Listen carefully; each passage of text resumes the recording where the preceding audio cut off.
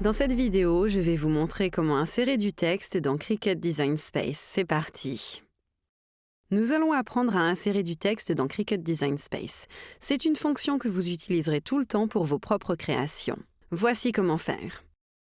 Ici, dans le menu de gauche, cliquez sur le bouton « Texte », puis tapez le texte que vous allez utiliser pour votre projet. Je vais taper les mots « Adopter un chien » parce que je prévois de créer dans la vidéo suivante un motif avec l'image ci-dessus et ce texte. Maintenant que vous avez tapé votre texte, allez dans la section « Police » et cliquez sur le menu déroulant. Vous verrez alors toutes les polices disponibles. Vous pouvez les filtrer ici en haut en cliquant sur « Système ». Vous verrez ainsi toutes les polices installées sur l'ordinateur ou l'appareil que vous utilisez. Ou bien vous pouvez sélectionner les polices Cricut. Ce sont des polices que vous pouvez acheter ou auxquelles vous avez accès si vous êtes abonné à Cricut Access. Une autre astuce consiste à utiliser le filtre ici à droite.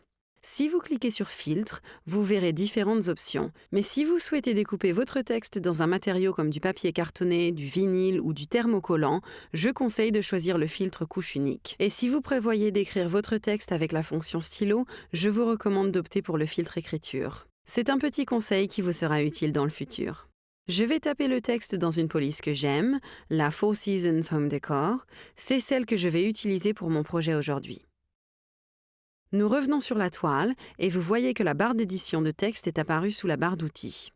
La barre d'édition de texte vous permet notamment d'ajuster l'espacement des lettres ou l'alignement et même de courber le texte. Elle offre donc beaucoup de fonctions intéressantes. Le plus simple pour redimensionner votre texte, c'est de saisir les dimensions exactes dans la barre d'outils si vous les connaissez ou d'utiliser ces flèches en bas à droite du cadre de l'objet. Le cadre de l'objet entoure le texte et indique qu'il est sélectionné.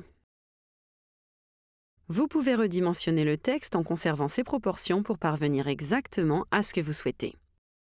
Les polices sont si nombreuses que le choix peut être difficile. Voici donc quelques conseils pour organiser vos polices préférées et les retrouver facilement pour votre prochain projet.